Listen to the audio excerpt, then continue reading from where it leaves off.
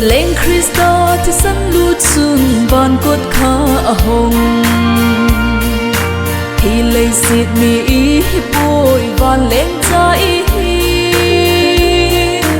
Ba cái thì na lê thô kít na ít ta sân lê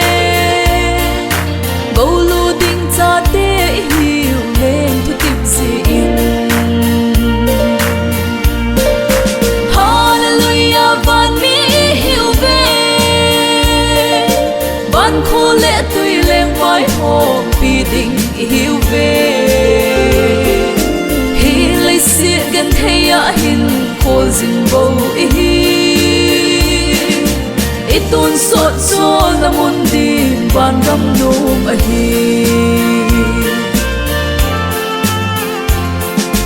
Găm phá hôi dỗ ngài in Vì tim cả mau ui Bây kít bây định hi lấy xin Hôi nà lấy cá nín Găm tiếp năm dô nín Cất hay nung trốn thấy lâu Y mà chan ấy khen hĩ hân Lên cha hi đây Hallelujah van mi hiểu về Van khô lệ tùy lên vai hồ Vì định hiểu về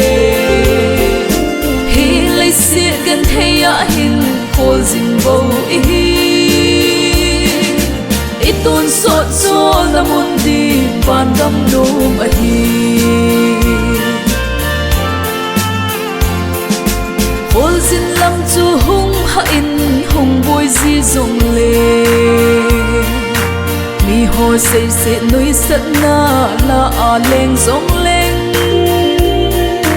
Ây su hát pha ây su ngắm Ba hung hi hân lăng Van là ngày lâu phía xa in Chỉ dinh u hít tê Hallelujah van mi hiểu về Van khô lệ tùy lên vai hồ Vì định hiểu về Hi lấy xiết gần thay ạ hình khô dình bầu ý Ít tôn sốt cho là môn đi Van găm nôm ở hi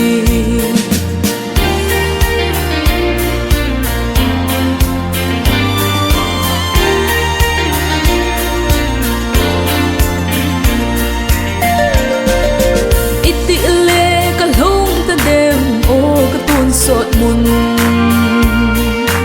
Ây mà cross put in cả zone Dinh và in hơi chú Hưng cả ngã lần lấy ta xa In ây ta nà la Và ca in ây bùi tê đi Cột khá hoi ạ chung Hallelujah van mi hiểu về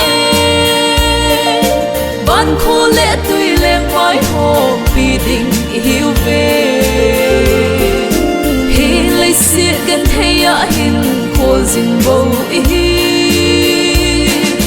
Ít tôn sốt cho là môn tìm Van găm nôm ở hi Ít tôn sốt cho là môn tìm Van găm nôm ở hi